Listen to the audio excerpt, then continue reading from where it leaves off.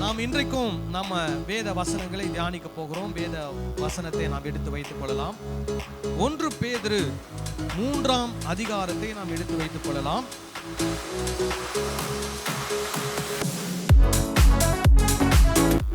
இன்னைக்கு நம்ம அநேக திருச்சபைகளிலே ஏற்கனவே நாம கேட்டுக்கிட்டு வரோம். சில வசனங்களுக்கு தவறான விளக்கங்களை என்ன பண்ணியிருக்கிறாங்க, கொடுத்திருக்கிறாங்க. அந்த வசனங்களுக்கான சரியான விளக்கங்களை நாம் என்ன பண்ணி கொண்டு வருகிறோம், பார்த்து கொண்டு வருகிறோம். அதே போலதான் இன்றைக்கும் ஒரு வசனத்தை குறித்து நாம் என்ன பண்ண போறோம், பார்க்க போகிறோம். சோ இப்போ 1 பேதுரு 3ஆம் அதிகாரம் 3ஆம் வசனத்தை வாசிக்கலாம். மயிரை பின்னி பொன் ஆபரணங்களை அணிந்து உயர்ந்த வஸ்திரங்களை உடுத்திக் கொள்ளுதலாகிய புறம்பான அலங்கரிப்பு உங்களுக்கு அலங்காரமாய் இராமல் அழியாத அலங்கரிப்பாயிருக்கிற சாந்தமும் அமைதலும் உள்ள ஆவியாகிய இருதயத்தில் மறைந்திருக்கிற குணமே உங்களுக்கு அலங்காரமாயிருக்க கடவது. அதுவே தேவனுடைய பார்வையில் விலையேற பெற்றது. ஹல்லேலூயா. இந்த வசனத்தை வைத்து தான், இந்த வசனத்துடைய அடிப்படையில் தான் என்ன உபதேசம் இன்னைக்கு திருச்சபையில் வந்திருக்குதுன்னா, கிறிஸ்தவர்கள் என்ன அணியக்கூடாது, நகை அணியக்கூடாது. கிறிஸ்தவர்கள் உயர்ந்த வஸ்திரங்களை என்ன பண்ணக்கூடாது, அணிந்து கொள்ளக்கூடாது. இப்படின்னு என்ன வந்திருக்குது, ஒரு போதனை வந்திருக்கிறது. சரி, இந்த போதனை சரியான போதனை தானா? இது கிறிஸ்தவர்களை குறித்து தான் பேசுகிறதா? இதெல்லாம் நம்ம என்ன பண்ணணும், அறிந்து கொள்ள வேண்டும். சரிங்களா? ஓகே, இதுல என்ன சொல்லியிருக்குது? முதல்ல என்னது, மயிரை பின்னி. அப்போ என்ன பண்ணக்கூடாது, சபைக்கு வர்றவங்களாம் யாரும் என்ன பண்ணக்கூடாது, தலை வாரக்கூடாது. தலை என்ன பண்ணணும், விரிச்சு போட்டு வரணும். அந்த மாதிரி இருக்கிறாங்களா சொல்லுங்க, இருக்கிறாங்களா? சரி, யோசிச்சு பாருங்க. தலையை விரிச்சு போட்டு ஒரு வெள்ளை சாரி கட்டிட்டு நீங்கள் இரவு ஜபம் முடிச்சுட்டு நான் ரோட்டில் நடந்து போனீங்கன்னா எப்படி இருக்கும்? நகையெல்லாம் போடாமல் என்ன சொல்லுவாங்க பாருங்க, எல்லாம் நல்லா தெரிஞ்சு வச்சிருக்கிறீங்க. வேத வசனம் நமக்கு அதெல்லாம் என்ன பண்ணலை, போதிக்கலை. இப்போ இந்த என்னது மயிரை பின்னின்னு சொல்லியிருக்குது. ஓகேங்களா? ஸோ மயிரை பின்றதுனா என்னன்றது நம்ம முதல்ல புரிஞ்சுக்கணும். இப்போ நம்ம கலாச்சாரத்தில் மயிரை பின்றதுனா என்ன, ஜடை போடுறது, தலை வாரி என்ன பண்ணுவாங்க, ஜடை போடும். அவ்வளோ சிம்பிள், அவ்வளோதான் ஜடை. அந்த காலத்தில் மயிரை பின்னுதல் அப்படின்னா உங்களுக்கு சில ஃபோட்டோஸ் காட்டுறேன், அதை நீங்கள் பாருங்கள். இதுதான் வந்து மயிரை பின்னுவது அப்படின்னா. அதில் ஆங்கிலத்தில் பிரைடட் ஹேர் அப்படின்னு வரும். பிரைடட் ஹேர்னா சிகை அலங்காரம் அப்படின்னு அர்த்தம். தலைக்குனே ஒரு அலங்காரம். என்ன அலங்காரம், அந்த ஸ்லைடை போடுங்களேன். சிகை அலங்காரம். இப்போ அதில் சில அந்த காலத்தில் இருக்கக்கூடிய சில சிலைகள் இதில் அந்த பவர் பாயிண்ட் போடுங்க, அந்த லாஸ்ட்டு ஃப்ரம் த பிகினிங் போடுங்க. தலைமுடி எப்படி இருக்கு பாருங்க. இது என்னதுன்னா, இது சிலையில் என்ன பண்ணியிருக்கிறாங்க, செதுக்கி இருக்கிறாங்க. ஸோ அப்போ அவங்க தலைமுடியை என்ன பண்ணுவாங்க, இந்த மாதிரி என்ன பண்ணுவாங்க, பின்னுவாங்க. அடுத்தது எப்படி பின்னி வச்சிருக்கிறாங்க பாருங்க. தலைமுடியை பின்னி அதில் என்ன பண்ணியிருப்பாங்கன்னா, பூக்களை சூடுவாங்க, அல்லது தங்க பூ மாதிரி செஞ்சு அந்த வளையங்களை என்ன பண்ணுவாங்க, தலை முடியில என்ன பண்ணுவாங்க, சொருகி வைப்பாங்க. அடுத்தது இது ஒன்று பக்கம் இருக்குது சிலையில் இருக்கிறது, இன்னொரு பக்கம் இருக்கிறது ரியல் மனிதர் அவர்களுடைய முடி. ஸோ அது ஒன்று அந்த சிலையில் எப்படி பின்னப்பட்டிருக்குதோ அதே போல் என்ன பண்ணியிருக்கிறாங்க, பின்னி வச்சிருக்கிறாங்க. ஓகே, அடுத்தது பாருங்க எப்படி பின்னி இருக்கிறாங்க, தலையில் எப்படி சிகை அலங்காரத்தை எப்படி வச்சிருக்கிறாங்க பாருங்க. இந்த மாதிரிலாம் நம்ம பண்ணுறோமா? இந்த மாதிரிலாம் நம்ம பண்ணுறதில்ல. அடுத்தது இது பண்ணுவாங்க. ஒவ்வொரு முடியையும் சின்ன சின்ன ஜடையாக அமைத்து அந்த ஜடையில் முத்துக்களையும் தங்க வட்டங்களையும் தங்க நாணயங்களையும் என்ன பண்ணுவாங்க, கோப்பாங்க. பார்த்தீங்களா? இதுதான் என்னது, பைபிளில் பவுல் சொல்கிறபடி மயிரை பின்னுவது. விளங்குதா நான் சொல்கிறது? அடுத்தது பாருங்க, எப்படி பண்ணியிருக்கிறாங்க பாருங்க. ஃபுல்லாக தங்கம், ஃபுல்லாக எங்கே தொங்குது? அந்த முடியல, அந்த முனையில் என்ன பண்ணுது? தொங்குது. ஓகே, அடுத்தது அவ்வளோதான். சரி, இதை தான் பவுல் என்ன பண்ணுறாரு? சொல்கிறார் மயிரை பின்னி. அப்படின்னா எந்த அர்த்தத்தை சொல்கிறாரு? இந்த பழங்காலங்களில் 1ஆம் நூற்றாண்டில் செய்யக்கூடிய சிகை அலங்காரம். இப்போ இந்த சிகை அலங்காரம் பண்ணணும்னா எவ்வளவு நேரம் எடுக்கும்னு நினைக்கிறீங்க? 10 நிமிஷம்? சரி, நீங்க எல்லாம் முடி வாரிட்டு வரதுக்கு எவ்வளவு நிமிஷம் ஆகும்? சிலர் 2 நிமிஷம் அப்படி இப்படி வாரின ஒரு கிளிப்பை என்ன பண்ணுவாங்க? போட்டுருவாங்க. அப்புறம் ஜடை போடுறதுக்கு எத்தனை நிமிஷம் ஆகும்? ஒரு 5 நிமிஷம் ஆகுமா? 5 போனா 5 நிமிஷம். சிலர் முடியெல்லாம் ரொம்ப ஸ்டிக்காக இருக்கும், அதெல்லாம் என்ன பண்ணணும்? வாரி என்ன பண்ணணும்? அதை சரி பண்ணி சிக்க எடுத்து போகிறதுக்கு ஒரு 15 நிமிஷம். ஆனால் இந்த மாதிரி சிகை அலங்காரங்கள் பண்ணுவதற்கு எவ்வளோ நேரம் ஆகும்? குறைஞ்சது ஒரு 5 மணி நேரமாக ஆகும். ஒவ்வொரு இதுவும் தனித்தனியாக சின்ன ஜடையாக போட்டு, அதுக்கப்புறம் அதில் என்ன பண்ணணும்? முத்துக்களை கோத்து, தங்க நாணயங்களை கோத்து, எல்லாம் அழகாக ஒரே மாதிரி என்ன பண்ணணும்? வடிவமைச்சு அமைக்கணும். அந்த ஹேர் ஸ்டைலில் கொஞ்ச நாள் இருப்பாங்க. அப்புறம் கொஞ்ச நாள் கழிச்சு என்ன பண்ணுவாங்க? அது எல்லாத்தையும் உருவி போட்டுட்டு மறுபடியும் என்ன பண்ணுவாங்க? வேற ஒரு ஹேர் ஸ்டைல் உருவாக்குவாங்க. அப்போ பவுல் எதை குறித்து சொல்லுகிறார்? உண்மையாக இங்கே உட்கார்ந்திருக்கக்கூடிய நாம, இந்தியாவிலே இருக்கக்கூடிய இந்த 21ஆம் நூற்றாண்டில் இருக்கக்கூடிய ஜனங்கள் பின்னுகிற ஜடையை பற்றி அவர் என்ன பண்ணல? சொல்லல. 1ஆம் நூற்றாண்டிலே இந்த சிகை அலங்காரத்துக்கென்று அநேக நேரத்தை வீணடிக்கக்கூடிய அப்படிப்பட்ட பெண்மணிகளை குறித்து அவர் என்ன பண்ணுகிறார்? சொல்லுகிறார். உடனே நீங்க என்ன பண்ணக்கூடாது? அன்றைக்கி நிறைய பேர் பியூட்டி பார்லர் போகிறாங்க, கரெக்டு. அப்போ பவுல் எதை பற்றி சொல்லியிருக்கிறாரு? பியூட்டி பார்லர் போகக்கூடாது. அதுவும் பவுல் சொல்லலை, அதை பற்றியும் அவர் சொல்லலை. அவர் சொல்கிறத நம்ம புரிஞ்சுக்கணும், சரியா? முதல்ல என்ன பண்ணக்கூடாது? மயிரை பின்னி. அடுத்தது பொன் ஆபரணங்களை அணிந்து. அந்த காலத்திலையும் சரி இந்த காலத்திலையும் சரி யூதர்கள் எதை அணிந்திருந்தாங்க? பொன் ஆபரணங்களை அணிந்திருந்தார்கள். இது அந்த காலங்களில் ஆண்கள் கூட என்ன அணிந்திருந்தாங்க? பொன் ஆபரணங்களை அணிந்திருந்தார்கள். பெண்களும் பொன் ஆபரணங்களை அணிந்திருந்தார்கள். இது அவங்களுடைய கலாச்சாரம். இப்ப பவுல் அதை அணியக்கூடாதுன்னு சொல்றாரா இந்த வசனத்துல? அப்படின்னா அணியக்கூடாதுன்னு அவர் என்ன பண்ணல? சொல்லல. என்ன சொல்றாரு? ஒன்னை விட இன்னொன்னு நம்ம அதிகமா என்ன பண்ணணும்? முக்கியப்படுத்தணும்னு சொல்ல வர்றார். அதாவது பொன் ஆபரணங்களை அணிவதை விட இன்னொன்றை என்ன பண்ணணும்? முக்கியத்துவப்படுத்தணும். அப்போ பொன் ஆபரணங்களை அணியக்கூடாதுன்னு அவர் சொல்லவில்லை. இதை விட எதை முக்கியத்துவப்படுத்துங்கள்? மற்ற ஒன்றை முக்கியத்துவப்படுத்துங்கள் அப்படின்னு அவர் சொல்ல வரார். சரிங்களா? பொன் ஆபரணங்கள். அப்புறம் என்னது? விலை உயர்ந்த வஸ்திரங்கள். அந்த காலங்களில் விலை உயர்ந்த வஸ்திரம் அப்படின்னு சொன்னா ரொம்ப மெலிசான வஸ்திரம். மெலிசான வஸ்திரம் அப்படின்னா உங்களுக்கு புரிகிற மாதிரி சொல்லணும்னா, இன்னைக்கு இருக்கக்கூடிய ரொம்ப மெலிசான வஸ்திரம் இருக்கும் பார்த்தீங்களா, அதுக்கு என்ன சொல்லுவாங்க? ஜார்ஜெட், ஷிஃபான் அப்படின்லாம் சொல்லுவாங்க. அந்த வஸ்திரங்கள் எப்படி இருக்குன்னா ரொம்ப மெலிசாக இருக்கும். இப்போது அந்த காலங்களில் அந்த கிரேக்க கலாச்சாரத்தில் அப்படிப்பட்ட மெல்லிய வஸ்திரங்களை அவங்க என்ன பண்ணுவாங்க? பயன்படுத்துவாங்க. ஏன்னா அந்த காலத்தில் என்ன கிடையாது? ஃபேன் கிடையாது. அந்த காலத்தில் ஏசி கிடையாது. அவங்க என்ன பண்ணணும்? வஸ்திரங்கள் போடும்போது அவங்களுக்கு என்ன பண்ணக்கூடாது? வேர்க்கக்கூடாது, ரொம்ப அதனால பாதிப்பு வரக்கூடாதுன்னு சொல்லி எப்படி பண்ணுவாங்க? ரொம்ப மெல்லிய வஸ்திரங்கள். ஆனால் அந்த மெல்லிய வஸ்திரங்கள்லாம் என்னது? விலை உயர்ந்தது. அதனால அதை பவுல் என்ன சொல்றாரு? அப்படிப்பட்ட உயர்ந்த வஸ்திரங்களை நீங்கள் அலங்கரிக்காமல். அப்படின்னா என்ன? அந்த வஸ்திரத்தை போடக்கூடாதுன்னு சொல்லல, அதுக்கு ரொம்ப என்ன பண்ணக்கூடாது? முக்கியத்துவம் கொடுக்கக்கூடாதுன்னு சொல்றாரு. விளங்குதா நான் சொல்றது? அப்போ அதுக்கு முக்கியத்துவம் கொடுக்காம எதுக்கு முக்கியத்துவம் கொடுக்கணுமா? பாருங்க, சாந்தமும் அமைதலுள்ள ஆவியாகிய இருதயத்தில் மறைந்திருக்கிற.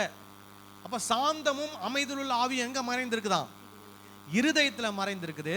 இந்த சிகை அலங்காரம், நகை, இந்த துணியெல்லாம் என்ன பண்ணுது? வெளிப்படையா தெரியுது. இப்ப இவர் என்ன சொல்றாரு? வெளிப்படையாய் தெரியக்கூடிய இந்த அலங்காரத்தை விட உள்ளான அலங்காரம் ரொம்ப முக்கியமானது அப்படின்னு அவர் சொல்ல வர்றார். விளங்குதான் நான் சொல்றது? அப்போ என்ன சொல்றாரு? உள்ளத்துல என்ன இருக்கணுமா? சாந்தம், அப்புறம் அமைதல் உள்ள ஆவியாகிய இருதயத்தில் மறைந்திருக்கிற குணமே உங்களுக்கு எப்படி இருக்கணுமா? அலங்காரமா இருக்கணும். அல்லேலூயா. அப்போ நகை போடக்கூடாதுன்னு அப்படின்னு சொல்லல, நகை போட்டாலும் உங்க குணம் என்பது எது ரொம்ப ரொம்ப முக்கியமானது. அப்ப நகை அணிந்தாலும், விலையுயர்ந்த வஸ்திரத்தை அணிந்தாலும், சிகை அலங்காரங்களை நீங்கள் வைத்திருந்தாலும், எதை ஆண்டவர் முக்கியமா பார்க்கிறார்? உங்களுடைய இருதயத்தை ஆண்டவர் முக்கியமா பார்க்கிறார். உங்களுடைய குணம் எப்படி இருக்கிறது? உங்களுக்கு ஒரு அமைதலுள்ள ஆவி இருக்கிறதா? உங்களுக்கு ஒரு சாந்த குணம் இருக்கிறதா? உங்களுடைய குணம் எப்படிப்பட்ட குணமா இருக்கிறது? அதுதான் ஆண்டவருடைய பார்வையில் எப்படி இருக்குதா? விலையேற பெற்றதா இருக்கிறது. ஹல்லேலூயா. இப்போ இது வெறும் பெண்களுக்கு மட்டும் பொருந்துமா? ஆண்களுக்கும் பொருந்தும். ஆண்களும் என்ன பண்ணலாம்? எதை முக்கியத்துவம் படுத்தணும்? உங்களுடைய குணத்தை தான் நீங்கள் முக்கியத்துவப்படுத்த வேண்டும். ஹல்லேலூயா. சரி, இதுதான் இந்த வசனத்தினுடைய அர்த்தம். சரி, இந்த வசனம் எந்த சூழ்நிலையில சொல்லப்பட்டிருக்கிறது, யாருக்கு சொல்லப்பட்டிருக்கிறது அப்படின்றது நம்ம பார்க்கணும். எந்த சூழ்நிலை? 1ஆம் நூற்றாண்டின் சூழ்நிலை. 1ஆம் நூற்றாண்டிலே என்ன நடக்கிறது? கிரேக்கர்கள் என்ன பண்ணுகிறார்கள்? ரோமர்கள் இந்த இஸ்ரவேலர்களை ஆளுகிறார்கள். பல நாடுகள் யாருடைய கண்ட்ரோல் இருந்ததுன்னா ரோமர்களுடைய கண்ட்ரோல் இருந்தது. அப்போ அங்கே ரோம அதிபதிகள், ரோம போர் சேவர்கள் என்ன பண்றாங்கன்னா கிறிஸ்தவர்களுக்கு உபத்திரவத்தை கொடுக்கிறார்கள். ஸோ உபத்திரவம் யார்கிட்ட இருந்து வருது? ரோமர்கள் கிட்ட இருந்து வருது, யூதர்கள் கிட்ட இருந்து வருது. இப்போ பேதுரு யார்கிட்ட பேசுறார்னா கிரேக்கர்களுக்கு இதை என்ன பண்ணுகிறார்? பேசுகிறார். நீங்க 1 பேதுரு 1ஆம் அதிகாரம் 1 வசனம் 2ஆம் வசனத்தை நாம் வாசிக்கலாமா? இயேசு கிறிஸ்துவின் அப்போஸ்தலனாகிய பேதுரு பொந்து, கலாத்தியா, கப்பதோக்கியா, ஆசியா, பித்தினியா தேசங்களிலே சிதறி இருக்கிறவர்களில் பிதாவாகிய தேவனுடைய முன்னறிவின்படியே ஆவியானவரின் பரிசுத்தமாகுதலினாலே கீழ்ப்படிதலுக்கும் இயேசு கிறிஸ்துவினுடைய இரத்தம் தெளிக்கப்படுதலுக்கும் தெரிந்து கொள்ளப்பட்ட பரதேசிகளுக்கு எழுதியிருக்கிறதாவது கிருபையும் சமாதானமும் உங்களுக்கு பெருக கடவது. யாருக்கு எழுதுறாரு? தெரிந்து கொள்ளப்பட்ட பரதேசி. பரதேசினா என்ன? நம்ம சொல்ற பரதேசி இல்ல. அவங்க என்ன பண்றாங்கன்னா உபத்திரவத்து நிமித்தம் ஊரா என்ன பண்றாங்க? மாறி மாறி என்ன பண்ணிட்டு இருக்கிறாங்க? போய் கொண்டிருக்கிறாங்க. அவங்க நிரந்தரமா தங்குவதற்கு ஒரு இடம் அவங்களுக்கு இல்லை. அப்போ எந்தெந்த ஊருக்கெல்லாம் போவாங்கன்னு நினைக்கிறீங்க? இந்த சொல்றாரு என்ன ஊரு? பொந்து, கலாத்தியா, கப்பதோக்கியா, ஆசியா, பித்தினியா, இப்படிப்பட்ட 5 விதமான ஊர்களுக்கு இவங்க என்ன பண்றாங்க? அங்கங்க போய் வராங்க. அப்போ அப்படி போய் உபத்திரவத்தில் கஷ்டப்படக்கூடிய அந்த ஜனங்களுக்கு இவர் என்ன பண்ணுகிறார்? இந்த நிருபத்தை அவர் எழுதி சொல்லுகிறார். சரி, இப்போ இந்த நிருபத்தில் வெறும் இந்த 3ஆம் அதிகாரத்தில் இருக்கிற வசனத்தை மட்டும் நம்ம எடுத்து பார்த்தா நமக்கு முழுசா எதுவுமே என்ன பண்ணாது? தெரியாது. எங்க இருந்து இதை நம்ம படிக்கணும் அப்படின்னா 2வது அதிகாரம் 11வது வசனத்திலிருந்து நம்ம வாசிக்கணும்.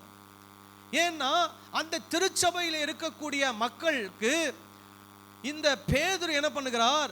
சில ஆலோசனைகளை கொடுக்கிறார். என்னென்ன ஆலோசனை கொடுக்கிறார்னா, முக்கியமாக நீங்கள் எல்லாரும் கீழ்ப்படிதல் உள்ளவர்களாக என்ன பண்ணணும்? இருக்க வேண்டும். கீழ்ப்படிதல் உள்ளவர்களாக இருக்கணும். இதுதான் அவருடைய கருத்து. எதுல இருந்து? 2:11 இருந்து 3:7 வரைக்கும்.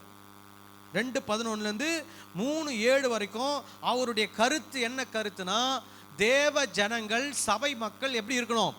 கீழ்ப்படிதல் உள்ளவராக இருக்கணும். சரி, இப்போ இந்த இதுல யார் யாருக்கெல்லாம் கீழ்ப்படிந்திருக்க வேண்டும் அப்படின்னு அவர் சொல்றார். முதல்ல என்ன சொல்றாரு? உங்களை ஆளுகை செய்கிறவர்களுக்கு நீங்க என்ன பண்ணணும்? கீழ்ப்படிந்து இருக்க வேண்டும். அவர்களுக்கு கொடுக்க வேண்டிய உரிய மரியாதையை நீங்கள் என்ன பண்ண வேண்டும்? கொடுக்க வேண்டும்.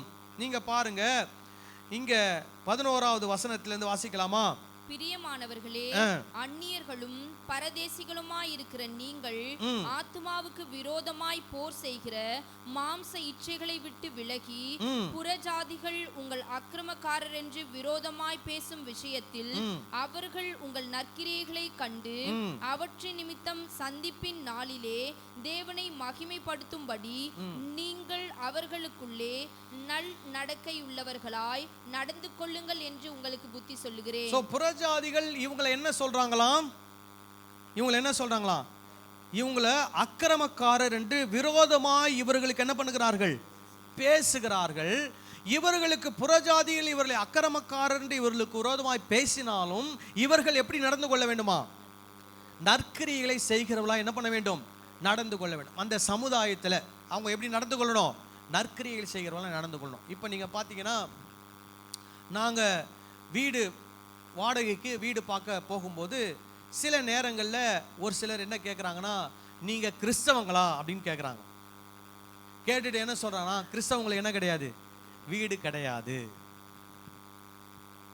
இப்போ உடனே கிறிஸ்தவங்களுக்கு என்ன வைராக்கியம் வந்துடும்?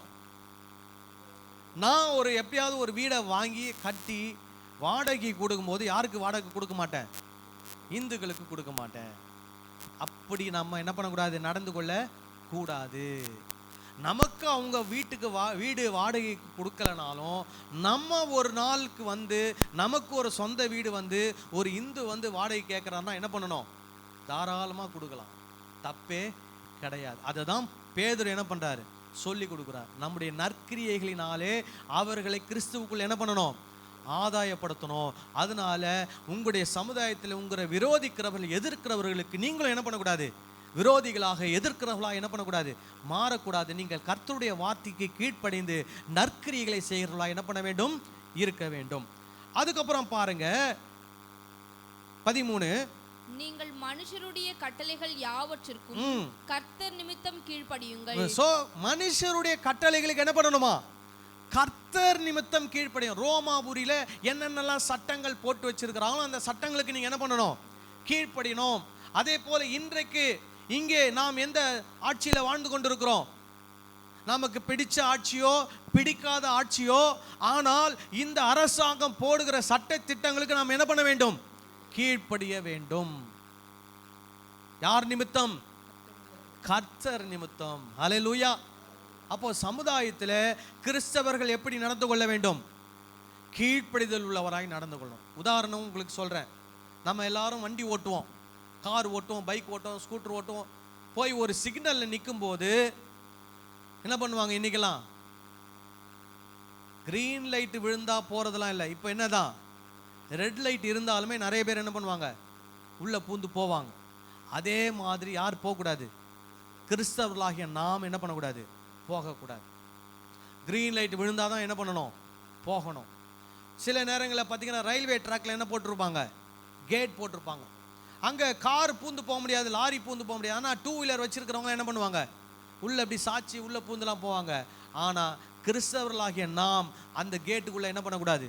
பூந்து போக கூடாது. சைக்கிள் வச்சிருந்தாலும் சரி, பைக் வச்சிருந்தாலும் சரி, அங்கே நில்லுனா என்ன பண்ணி ஆகணும்?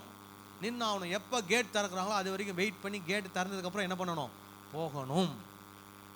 இதுதான் நாம் இந்த சமுதாயத்திலே நற்கிரியை செய்கிறவர்களாய் இருக்கிறோம் என்பதற்கு உதாரணங்களாய் நாம் செய்யக்கூடிய விஷயங்கள். ஒரு ஆமேன் சொல்லலாமா? ஹல்லேலூயா. சரி, அப்போ சமுதாயத்தில் என்ன பண்ணணும்? அவங்க நமக்கு பிடிக்காதவங்க ஆட்சியில் இருந்தாலும் நம்ம என்ன பண்ணி ஆகணும்? அரசாங்க சட்ட திட்டங்களுக்கு என்ன பண்ணணும்? கீழ்ப்படியணும். அடுத்தது பாருங்க 14வது வசனம். மேலான அதிகாரம் உள்ள ராஜாக்கள் ஆனாலும் சரி, தீமை செய்கிறவர்களுக்கு ஆக்கினையும், தீமை செய்கிறவர்களுக்கு ஆக்கினையும், நன்மை செய்கிறவர்களுக்கு புகழ்ச்சியும் உண்டாகும்படி அவனால் அனுப்பப்பட்ட அதிகாரங்கள் ஆனாலும் சரி கீழ்ப்படியுங்கள். சோ எல்லா அதிகாரத்தில் இருக்கக்கூடிய எல்லாருக்கும் என்ன பண்ணி ஆகணும்? கீழ்ப்படியும். அந்த அதிகாரிகள் எதற்கு இருக்கிறாங்க? சட்டம் ஒழுங்கை என்ன பண்ணணும்? நிலைநாட்டணும். அரசு ஒழுங்காக செயல்படணும். அதற்காக தான் அதிகாரிகள் இருக்கிறாங்க. இன்னைக்கு இருக்கிற சூழ்நிலையில அதிகாரிகள் எல்லாரும் நேர்மையானவர்களா? எல்லாரும் அப்படி கிடையாது. அநீதி உள்ள அதிகாரிகளும் என்ன பண்றாங்க? இருக்கிறாங்க. நேர்மையற்ற அதிகாரிகள் இருக்க தான் செய்யறாங்க. ஆனாலும் அதிகாரிகளுக்கு நாம் என்ன பண்ணி ஆகணுமா? கீழ்ப்படிந்து ஆக வேண்டும். சரிங்களா? அப்புறம் நீங்கள் நன்மை செய்கிறதினாலே புத்தியீன மனுஷருடைய அறியாமையை அடக்குவது தேவனுடைய சித்தமாய் பாருங்க. நன்மை செய்து புத்தியீனமாய் நடக்கனுடைய அறியாமையை என்ன பண்ணுவாராம்? ஆண்டவர் அதன் மூலமாக அடக்குவார். ஹல்லேலூயா. எப்படி நல்லவர்கள் இந்த உலகத்தில் வாழ முடியும் என்பதை நம்முடைய நல் நடக்கையினாலே அந்த ஜனங்களுக்கு என்ன பண்ணணும்? உதாரணமாக காட்டணும். ஹல்லேலூயா. மற்றவங்களால் நடக்க முடியுமா? முடியாது. யாரால் தான் நடக்க முடியும்? நம்மளால மட்டும்தான் நடக்க முடியும். அதனால நாம ஆண்டவருடைய வார்த்தை சொல்லுகிறது போல, நாம் நன்மை செய்கிறதினாலே புத்தியின மனுஷருடைய அறியாமையை அடக்குவது தேவனுடைய சித்தமாய் இருக்கிறது. ஆமென் சொல்லலாமா? ஹல்லேலூயா. இப்படி சொல்லிக்கிட்டு வரார். இது இன்னும் பெரிய போர்ஷன், இதை நம்ம என்ன பண்ண முடியாது, படிச்சுக்க முடியாது. இப்போ அடுத்து வருவோம், 3வது அதிகாரம் 1ஆம் வசனத்துக்கு வருவோம். அந்தபடியே, இதோட நிறுத்துங்க. அந்தபடினா என்ன அர்த்தம்? ஏற்கனவே என்ன சொல்லி இருக்கிறாரு? கிறிஸ்தவர்கள் சமுதாயத்தில் எப்படி நடந்து கொள்ள வேண்டும்? அரசு சட்டத்துக்கு கீழ்ப்படியணும். அடுத்தது அரசு அதிகாரிகளுக்கு என்ன பண்ணணும்? கீழ்ப்படியணும் அப்படி சொல்லிட்டு அந்தபடியே அப்படின்னு வராரு. அப்போ அந்தபடியே மனைவிகளே இப்ப யாருக்கு பேசுறாரு? திருச்சபையில் இருக்கக்கூடிய சகோதரிகளேன்னு சொல்றாரா? திருச்சபையில சகோதரிகள் சொன்னா அதுல யார் யாரெல்லாம் இருப்பா? கல்யாணம் ஆனவங்க இருப்பாங்க, கல்யாணம் ஆகாதவங்க இருப்பாங்க, கல்யாணம் ஆகி விதவைகளானவங்க இருப்பாங்க, கல்யாணம் ஆகி விவாகரத்து ஆனவங்க கூட என்ன பண்ணுவாங்க? இருப்பாங்க. இப்போ இவர் யாரை பத்தி பேசுறார்? 4 பேர்ல மனைவிகளை பத்தி பேசுறார். அப்போ இந்த 3ஆம் அதிகாரம் 3ஆம் வசனம் யாருக்கு தான் சொல்லப்பட்டது? 3ஆம் அதிகாரம் 1ஆம் வசனம் யாரை பத்தி பேசுது? மனைவிகளை பத்தி பேசுது. அப்போ 3வது வசனம் யாரை பத்தி பேசுது? மனைவிகளை பத்தி தான் பேசுது.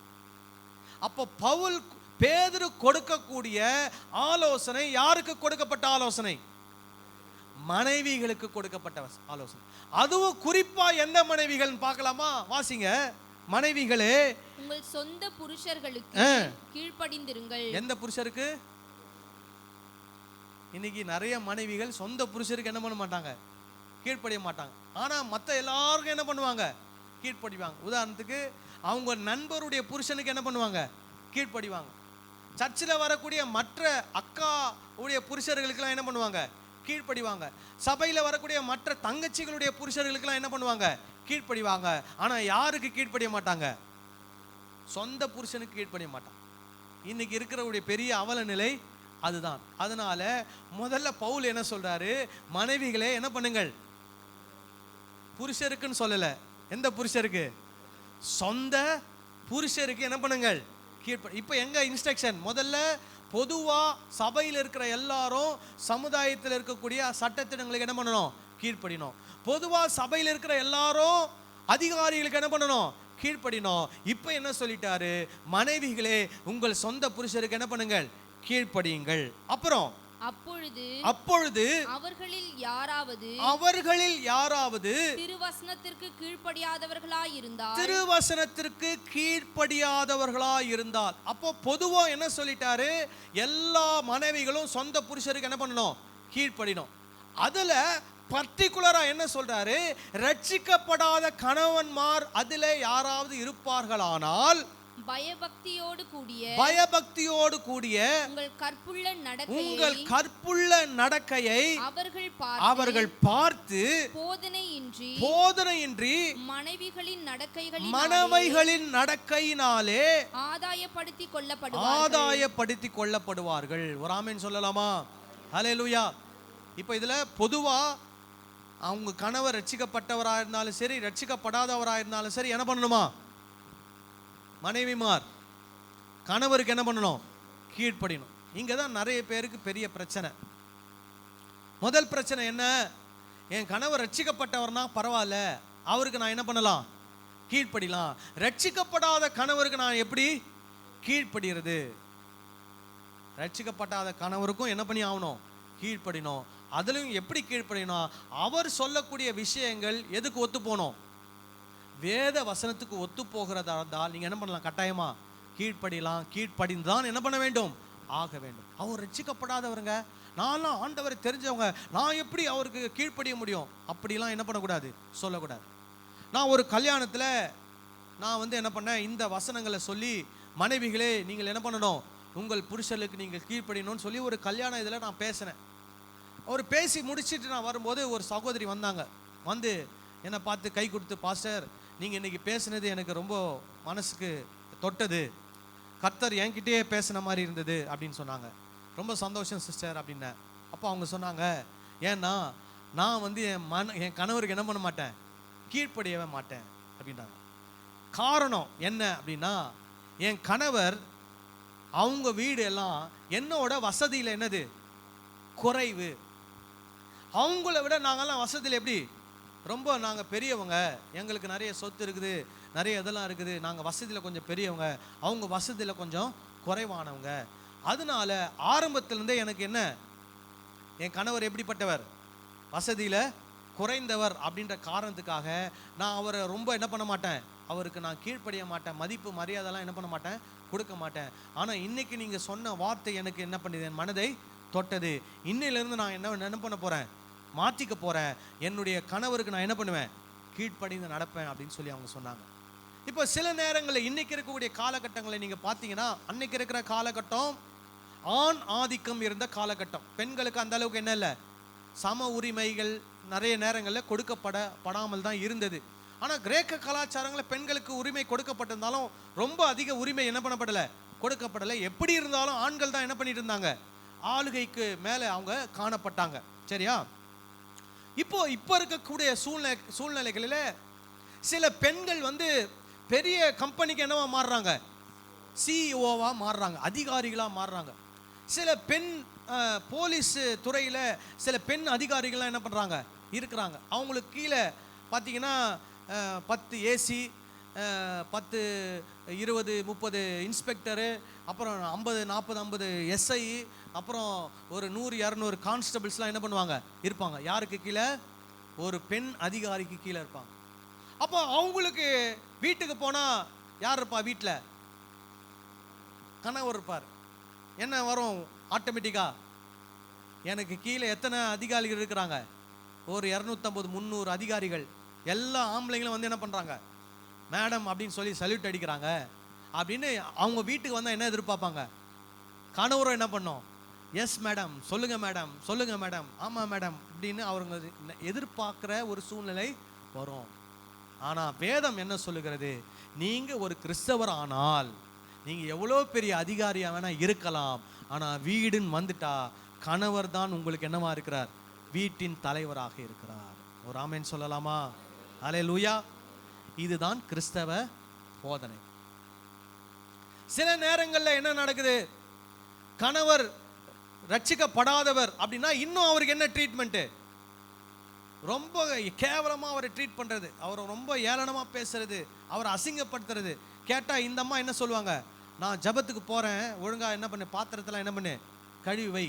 நான் ப்ரேயருக்கு இன்றைக்கி ஒரு 24 மணி நேரம் ஜபம் நடக்குது, ஒழுங்காக வேலையிலேருந்து வந்தோடனே வீட்டெல்லாம் பெருக்கி துணியெல்லாம் துவைச்சி பாத்திரத்தை கழுவி நான் என்ன பண்ணுறேன், சமையல் பண்ணுறேன்னு சொல்லி கணவனை ரொம்ப என்ன பண்ணுறது, இல்ட்ரீட் பண்ணுறது. அந்த மாதிரி என்ன பண்ணக்கூடாது, நடத்தக்கூடாது. சில நேரங்களில் கணவர், இந்த வீட்டுக்காரங்க அம்மா ரட்சிக்கப்பட்டு 10 வருஷம் இருக்கும், கணவர் அப்போ தான் புதுசாக என்ன இருப்பார், ரட்சிக்கப்பட்டிருப்பார், 1 வருஷம் 2 வருஷம் ஆயிருக்கும். உடனே இவங்க என்ன நினச்சிப்பாங்க, உன்னை விட எனக்கு என்ன முதிர்ச்சி உண்டு, ஆவிக்குரிய முதிர்ச்சி அதிகம். எதுக்கெடுத்தாலும் அந்த கணவரை என்ன சொல்லிட்டு இருப்பாங்க, குற்றம் சொல்லிட்டே இருப்பாங்க. நீ இது செய்கிறது சரியில்லை, நீ அது செய்கிறது சரியில்லை. அவர் என்ன சொல்வார், ஏம்மா நான் இப்போ தானேம்மா நான் ஆண்டவர் தெரிஞ்சு வந்திருக்கிறேன், நீ அதுக்குள்ளவே 100% என்கிட்ட எதிர்பார்த்துனா நான் என்ன பண்ண முடியும். இப்போ ஆண்டவருடைய வார்த்தை என்னன்னா, மனைவிகள் சொந்த புருஷர்களுக்கு என்ன பண்ணணும், கீழ்ப்படிந்திருக்க வேண்டும். புருஷர்களை திருத்துவது யாருடைய வேலை அல்ல, யாருடைய வேலை அல்ல, மனைவியுடைய வேலை. அதே மாதிரி புருஷர்கள் மனைவிகளை திருத்துவது புருஷர்களுடைய வேலை அல்ல. அதனால தான் பவுல் என்ன சொல்றாரு, மனைவிகள் எப்படி இருக்கணுமா, பயபக்தியோடு கூடிய உங்கள் கற்புள்ள நடக்கை. அதுக்காக புருஷன் காலையில் எழுந்திரிச்ச உடனே காலை தொட்டு கும்பிடுறது, அவருக்கு கால் அமுக்கி விடுறது, அப்புறம் குளிக்கிறது, உட்கார வச்சு அவரை எல்லாம் தேய்ச்சி குளிப்பாட்டி, இந்த கதையெல்லாம் அப்படிலாம் அவர் சொல்லலை பவுல். அவங்களுக்கு கொடுக்க வேண்டிய உரிய மரியாதையை என்ன பண்ணணும், கொடுக்கணும். மனைவி தூய்மையான ஒரு வாழ்க்கை என்ன பண்ணணும், வாழணும். புருஷனுக்கு உண்மையாய் தூய்மையான ஒரு வாழ்க்கை என்ன பண்ணணும், வாழணும். இதை தான் பவுல் என்ன பண்ணுறாரு சொல்றார். அப்படி வாழ்ந்தால் ரட்சிக்கப்படாத கணவன் கூட என்னவா மாறிட்டு வரான், ஆண்டவராக இயேசு கிறிஸ்துவ என்ன பண்ண வரான், அறிந்து கொள்ளுகிறவராய் அவர் மாறி விடுவார். நல்லா கவனிங்க, அந்த காலத்தில் ஏற்கனவே கிரேக்கர்கள் யாரை துன்புறுத்திட்டு இருக்கிறாங்க, கிறிஸ்தவர்கள் துன்புறுத்துறாங்க. அப்படின்னும் போது ரட்சிக்கப்படாத ஒரு கணவர் ரட்சிக்கப்பட்ட மனைவியோடு எப்படி குடும்பம் நடத்த முடியும்? அவர் பொதுவாக வெளியே போய் அவர் நண்பர்கிட்ட எல்லாம் பேசும்போது என்ன சொல்லுவாங்க? கிறிஸ்தவங்க இப்படி பண்றாங்க, கிறிஸ்தவங்க அப்படி பண்றாங்க, அவங்க இப்படி பண்ணிட்டாங்க அப்படி பண்ணிட்டாங்கன்னு சொல்லும்போது அவருக்குள்ள யாரை பத்தி ரொம்ப தப்பான எண்ணங்கள் வரும்? கிறிஸ்தவர்களை பத்தி நிறைய தப்பான எண்ணம் வரும். அப்போ வீட்டுக்கு வரும்போது மனைவி ஒரு சின்ன தவறு செய்தாலும் என்ன வரும்? அவருக்கு கோபம் ஜாஸ்தி வரும். ரொம்ப அவர் என்ன ஆவார்? பொறுமை இழப்பாரு. அவர் கிறிஸ்தவத்தை நம்புறதுக்கு அவருக்கு என்ன வராது? எண்ணங்கள் வராது. அப்போ பவுல் என்ன சொல்ல வராரு? உங்க கணவர் ரட்சிக்கப்படாதவர், உலகத்துல போய் நிறைய விஷயங்களை கேட்டுட்டு வீட்டுக்குள்ள வரும்போது அவர் உங்களுடைய நடக்கை அவர் என்ன பண்றாரு? பார்க்கறாரு. அப்போ உங்களுடைய நடக்கை அவருக்கு முன்பதாக எப்படி இருக்கணும்? தூய்மையானதாக, பயபக்தி உள்ளதாக, சாந்தம் உள்ளதாக, அப்புறம் வேற என்ன சொல்லப்பட்டிருக்குது? அமைதலுள்ள ஆவி உள்ளதாக என்ன பண்ணப்பட வேண்டும்? காணப்பட வேண்டும். அப்பொழுது அவர்கள் ஆண்டவரை ஏற்றுக்கொள்வதற்கு அது என்னவா இருக்கும்? ஏதுவா இருக்கும் அப்படின்னு அவர் சொல்லி கொடுக்கிறார். விளங்குதா? ஆனா அந்த காலங்கள்ல மனைவிமார் இதை செய்வதை விட்டுவிட்டு எதை செய்து கொண்டிருந்தார்கள்? எதை செய்து கொண்டிருந்தார்கள்? கணவரை எப்படியாவது ஏன் வசப்படுத்தணும், கணவரை என்னுடைய ஆளுகைக்குள்ள என்ன பண்ணணும்? கொண்டு வரணும், என் புருஷன் நான் சொல்றதெல்லாம் கேட்கணும் அப்படின்றதுக்காக என்னெல்லாம் பண்ண ஆரம்பிச்சாங்க? மயிரெல்லாம் பின்னி ரொம்ப அழகா ட்ரெஸ் பண்ணி அவர் வீட்டுக்கு வந்தவொடனே என்ன பண்ணணும்? என்னை பார்த்து அவர் அசந்து போயிடணும். அப்புறம் நல்ல நகைகளெல்லாம் உடுத்தி இந்த வஸ்திரங்களெல்லாம் விதவிதமாக அணிந்து புருஷனை எப்படியாவது என்ன பண்ணணும்? வசீகரப்படுத்தி அவரை எங்கே கொண்டு வந்துடணும்? கிறிஸ்துவுக்குள்ளே கொண்டு வந்துடணும்னு அவங்க முயற்சி பண்ணுறாங்க. அப்போ பவுல் என்ன சொல்கிறாரு? இதெல்லாம் வச்சு உன் கணவனை நீ என்ன பண்ண முடியாது? வசியப்படுத்த முடியாது. நல்லா கவனிங்க. அழகு நாளாக நாளாக என்ன பண்ணிட்டே இருக்கும்? குறைந்து கொண்டே இருக்கும். ஆனால் உள்ள இருக்கிற குணம் உண்மையான குணமாக இருந்தால் அது என்றைக்குமே என்ன பண்ணாது? மாறாது. ஹல்லேலூயா. அப்போ அதை தான் பவுல் சொல்றாரு. உங்களுடைய அழகெல்லாம் ஒரு நாள் என்ன ஆகிடும்? மறைந்து விடும். உங்கள் அலங்கரிப்பு முடி ஒரு 2-3 குழந்தைய பெற்றுட்டா என்ன ஆகிடும்? முடியலாம் கொட்டிடும். அதுக்கப்புறம் என்ன பண்ண முடியாது? சிகை அலங்காரம்லாம் என்ன பண்ண முடியாது? பண்ண முடியாது. அப்போ எப்படி புருஷனை நீங்கள் கவர் பண்ணுவீங்க? அதனால நான் சொல்றாரு, நீங்க அதெல்லாம் முக்கியத்துவப்படுத்தாதீங்க. முக்கியத்துவப்படுத்தாதீங்கன்னா என்ன அர்த்தம் கிடையாது, அதை செய்யவே செய்யாதீங்கன்னு அவர் என்ன பண்ணல, சொல்லல. அதை நீங்க ரொம்ப முக்கியத்துவப்படுத்தாமல் எதை முக்கியத்துவப்படுத்துங்கள்? கீழ்ப்படிதல் உள்ள ஒரு ஆவி, பயபக்தியோடு கூடிய ஒரு கற்புள்ள நடக்கை, சாந்த குணம், அமைதல் உள்ள ஆவி, இப்படிப்பட்ட குணங்களுக்கு நீங்க என்ன பண்ணுங்க? முக்கியத்துவம் கொடுங்க. இப்போ வேலை முடிச்சுட்டு வீட்டுக்கு வந்தா மனைவி எப்போ பார்த்தாலும் ஏதோ ஒரு குறை சொல்லி திட்டிக்கிட்டே இருந்தா புருஷன் என்ன நினைப்பாரு? சொல்லுங்க. வீட்டுக்கே வரமாட்டாரு. வேலை 5 மணிக்கு முடிஞ்சா கூட அவர் எப்போ வருவார் வீட்டுக்கு? நைட்டு 11 மணி தான் வருவார். ஏன்னா அந்த 5 மணிலேருந்து 11 மணி வரைக்குமாவது நான் எப்படி இருக்கலாம்? கொஞ்சம் சமாதானமாக நிம்மதியாக இருக்கலாம்னு அவர் எங்கன்னா ஒரு பார்க்கில் போய் என்ன பண்ணுவார்? உட்காந்துட்டு இல்லை படுத்து நல்லா தூங்கிட்டு 11 மணிக்கு ஏஞ்சி வருவார். இந்த அம்மா கேட்பாங்க, என்னங்க 11 மணி? ஆமாம்மா பயங்கர வேலைம்மா, லேட் பண்ணிட்டாம்மா அந்த அப்படி இப்படின்னு சொல்லி என்ன பண்ணுவார்? கதை விடுவார். ஆனால் இவங்களுக்கு தெரியாது. ஏன் 5 மணிக்கு வந்தா 5 மணிலேருந்து என்ன ஆரம்பிச்சிடும்? ராமாயணம் ஆரம்பிச்சிடும். இது நான் என்னால் என்ன பண்ண முடியாது, தாங்க முடியாது அப்படின்னு சொல்லி நிறைய இந்த மாதிரி நிறைய ஐடி கம்பெனிலாம் நடக்குது. அவன் நைட் டியூட்டி இல்லைன்னா கூட அவன் என்ன பண்ணிடுறான்? நைட் டியூட்டிக்கு போயிடுறான். டியூட்டியே லீவு விட்டா கூட என்ன பண்ணிடுறான்? இன்னைக்கு ஆஃபீஸில் என்ன ஒரு அர்ஜென்ட்டாக ஒரு விஷயமா வர சொன்னாங்கம்மான்னு வீட்டை விட்டு ஓடிடுறான். ஏன்னா வீட்டில் மனைவி தொல்லை தாங்கலை. அந்த மாதிரி புருஷர்களுக்கு என்ன கொடுக்கக்கூடாது? தொல்லைகளை கொடுக்கக்கூடாது. அவங்க வர்றாங்கன்னா வீட்டுக்கு எப்படா போவோன்னு அவங்க என்ன பண்ணணும்? நினைக்கணும். போனால் மனைவி கிட்ட மனசை திறந்து என்ன பண்ணலாம்? 4 வார்த்தை பேசினா எனக்கு எப்படி இருக்கும்? ஆறுதலாக இருக்கும், டென்ஷன் குறையும் அப்படின்னு அவங்க நினச்சிட்டு என்ன பண்ணணும்? வரணும். அவங்க பேசுறது நீங்கள் என்ன பண்ணணும்? கேட்டு புரிஞ்சு உங்கள் புருஷனுக்கு ஏற்ற ஒரு நல்ல மனைவியாக என்ன பண்ண வேண்டும்? வாழ கற்றுக்கொள்ள வேண்டும். ராமேன் சொல்லலாமா? ஹல்லேலூயா. இதை தான் பவுல் சொல்கிறார். நகை போடக்கூடாது, உயர்ந்த வஸ்திரம் போடக்கூடாது, மயிரை பின்னக்கூடாது அப்படிலாம் அவர் என்ன பண்ணலை, சொல்லலை. அதை விட எதை முக்கியத்துவம் கொடுக்க சொல்கிறாரு? வெளிய அலங்காரத்தை விட உள்ளான அலங்காரத்துக்கு எதுக்கு முக்கியத்துவம் கொடுக்கணும்? உள்ளான அலங்காரத்துக்கு முக்கியத்துவம் கொடுக்கணும்னு அவர் என்ன பண்ணுறாரு? சொல்கிறார். தொடர்ந்து வாசிக்கலாமா? 3லேருந்து வாசிங்க. மயிரை பின்னி பொன்னாபரணங்களை அணிந்து உயர்ந்த வஸ்திரங்களை உடுத்திக் கொள்ளுதல் ஆகிய புறம்பான அலங்கரிப்பு உங்களுக்கு அலங்காரமாயிராமல் அழியாத அலங்காரமாய் இருக்கிற சாந்தமும் அமைதலுள்ள ஆவியாகிய இருதயத்தில் மறைந்திருக்கிற குணமே உங்களுக்கு அலங்காரமாய் இருக்க கடவுது. அதுவே தேவனுடைய பார்வையில் விலையேற பெற்றது. இப்படியே பூர்வத்தில் தேவனிடத்தில் நம்பிக்கையாயிருந்த பரிசுத்த ஸ்திரீகளும் தங்களுடைய புருஷர்களுக்கு கீழ்ப்படிந்து, பூர்வ காலத்தில் இருந்த பரிசுத்த ஸ்திரீகள் என்ன பண்ணாங்களாம்? தங்களுடைய புருஷர்களுக்கு கீழ்ப்படிந்து தங்களை அலங்கரித்தார்கள். அப்போ எதுல அலங்கரிக்கணும்? உங்களை கீழ்ப்படிதனால என்ன பண்ணணும்? அலங்கரிக்கணும். நீங்க உடனே என்ன நினைச்சிருக்க? கீழ்ப்படிதெல்லாம் அடிமை அப்படிலாம் கிடையாது. கீழ்ப்படி எதுக்காக நீங்க உங்க புருஷருக்கு கீழ்ப்படிக்கிறீங்க? கர்த்தருடைய வார்த்தைக்கு கீழ்ப்படிந்து உங்க புருஷருக்கு நீங்க என்ன பண்றீங்க? கீழ்ப்படிக்கிறீங்களே தவிர நீங்க உங்க புருஷருக்கு என்ன கிடையாது? அடிமை கிடையாது. அதே மாதிரி மனைவி கீழ்ப்படுகிறாங்கன்றதுக்காக புருஷன் என்ன பண்ணக்கூடாது?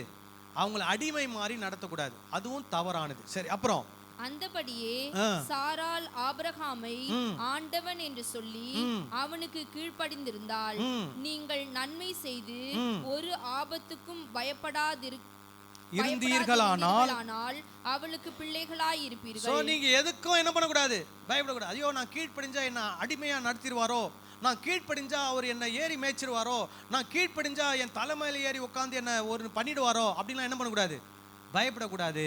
நீங்க ஆண்டவர் மேல் நம்பிக்கை வைத்து தேவனுக்கு பயந்து நீங்கள் உங்கள் கணவருக்கு என்ன பண்ணணும்? கீழ்ப்படிந்து நடக்க வேண்டும். சரி, இதுதான் யாருக்கு கொடுக்கப்பட்டிருக்க இன்ஸ்ட்ரக்ஷன்? மனைவிக்கு. அடுத்தது யாருக்கு கொடுக்கிறாரு? அந்தபடியே என்ன? புருஷர் என்ன பண்ணணும்? கீழ்ப்படினோம். அதை எப்படி சொல்றார் பாருங்க. அந்தபடியே புருஷர்களே மனைவியானவள் பலவீன பாண்டமாய்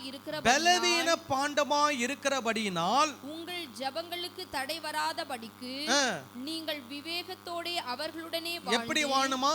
விவேகத்துடனே அவர்களோடு வாழ்ந்து உங்களுடனே கூட அவர்களும் நித்திய ஜீவனாகிய கிருபையை சுதந்தரித்துக் கொள்ளுகிறவர்கள் ஆனபடியினால் அவர்களுக்கு செய்ய வேண்டிய கனத்தை செய்யுங்கள். அவங்களை எப்படி நடத்தணும்? கனத்தோடு நடத்த வேண்டும். ஹல்லேலூயா. சரி, இந்த இடத்துல பலவீனமான பாண்டம் அப்படின்னு சொல்றார். பலவீனமான பாண்டம்னா என்ன அர்த்தம்? அவங்க பிசிக்கலி எப்படிப்பட்டவங்க? கொஞ்சம் வீக்கானவங்க. இப்போ ஹஸ்பண்ட் 2 கையில் ஒரு 20 லிட்டர் கேனு 2 கையில் தூக்குவார். ஒய்ஃபால் தூக்க முடியுமா? தூக்க முடியாது. இதுதான் பலவீன பாண்டம்னா என்ன அர்த்தம்? பெண்கள் மன ரீதியாக ஸ்ட்ராங் ஆனவங்க, ஆனால் சரீர ரீதியாக எப்படிப்பட்டவங்க? கொஞ்சம் வீக்கானவங்க. அவங்களால வெயிட்டு தூக்க முடியாது, இது பண்ண அது பண்ண முடியாது. அப்போ கணவரால் அதெல்லாம் என்ன பண்ண முடியும்? செய்ய முடியும். அப்போது கணவர் என்ன சொல்ல வராரு? கணவரும் ஆண்டவருடைய வார்த்தைக்கு கீழ்ப்படிந்து தன்னுடைய பலத்தை மனைவி கிட்ட என்ன பண்ணக்கூடாது? காட்டக்கூடாது. இன்னைக்கு நிறைய கணவர்கள் அதான் காட்டுது. எது கட்டவொன்னு என்னது? பலாரும் ஒரு அறை.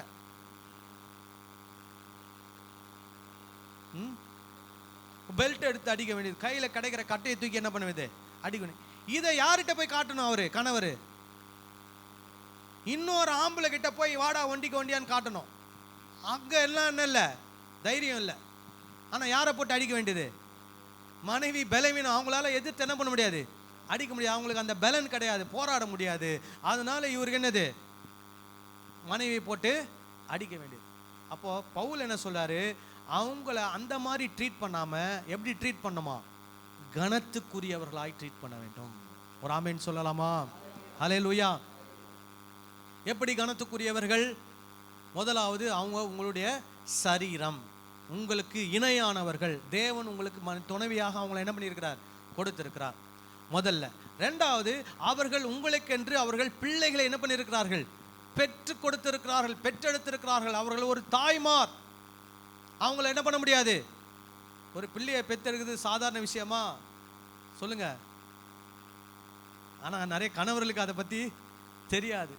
ஆனா பெண்களுக்கு தான் அதை பத்தி தெரியும். அது ஒரு சாவுக்குள்ள போய், மரணத்துக்குள்ள போய் ஜீவனுக்குள்ள வர்ற மாதிரி. ஸோ இந்த பிள்ளை பெற்றெடுக்கக்கூடிய தருவாயில் எத்தனையோ மனைவிகள் என்ன பண்ணியிருக்கிறாங்க? இறந்து போயிருக்கிறாங்க. எத்தனையோ குழந்தைகள் என்ன இருக்குது? இறந்து போயிருக்குது. ஆனால் அப்படிலாம் இல்லாமல் கர்த்தர் உங்கள் குடும்பங்களுக்கும் நம்ம குடும்பங்களுக்கும் நல்ல குழந்தைகளை பெற்றெடுப்பதற்கு அந்த மனைவிகளுக்கு ஆண்டவர் என்ன கொடுத்துருக்கிறார்? பலன் கொடுத்திருக்கிறார். நல்ல குழந்தைகளை அவர் என்ன பண்ணியிருக்கிறாங்க, பெற்று கொடுத்திருக்கிறாங்க. அதனால அவங்கள என்ன பண்ணணும், கனப்படுத்தணும். அவங்க உங்களுக்கு நல்ல சமையல், நல்ல உணவை என்ன பண்றாங்க, சமைத்து கொடுக்குறாங்க. எப்படி நடக்கணும், அவங்க பலவீனமான பாண்டம், அவங்களுக்கு ஸ்ட்ரென்த்து ரொம்ப கிடையாது.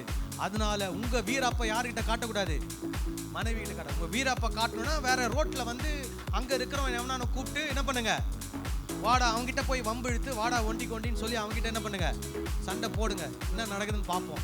நீங்க உத வாங்குறீங்களா, அவன் உத வாங்குறானான்னு பார்ப்போம். என்ன ஆனா மனைவியை கை நீட்டு என்ன பண்ணக்கூடாது, அடிக்கிறது, ஒரு கொம்பை எடுத்து அடிக்கிறது, ஒரு பெல்ட் எடுத்து அடிக்கிறது, அவங்க மேல மூஞ்சில தண்ணியை ஊத்துறது, அவங்களை கேவலப்படுத்துறது, மற்றவங்க முன்னாடி அவமானப்படுத்துறது, இந்த மாதிரி விஷயங்கள்லாம் என்ன பண்ணக்கூடாது, செய்யக்கூடாது. ஏன்னா கர்த்தருக்கு கீழ்ப்படிந்து அதை என்ன பண்ணக்கூடாது, செய்யக்கூடாது. ராமேன் சொல்லலாமா? அல்லேலூயா. அப்புறம் என்ன சொல்லி முடிக்கிறாரு, அவர்களுக்கு செய்ய வேண்டிய கனத்தை என்ன பண்ணுங்கள், செய்யுங்கள். அப்போ ஒவ்வொரு கிறிஸ்தவ குடும்பத்திலையும் கணவன்மார் தங்களுடைய மனைவிகளை கனத்தோடு என்ன பண்ண வேண்டும், நடத்த வேண்டும். ராமேன் சொல்லலாமா? அல்லேலூயா. நான் நிறைய விஷயங்களை சொல்ல முடியும். நமக்கு திருவிருந்து இருக்கிறதுனால நம்ம எல்லாரும் கண்களை மூடி நாம் ஜெபம் செய்வோம். நம்முடைய இருதயத்தை திருவிருந்துக்கு நேராக நாம் ஆயத்தப்படுத்துவோம்.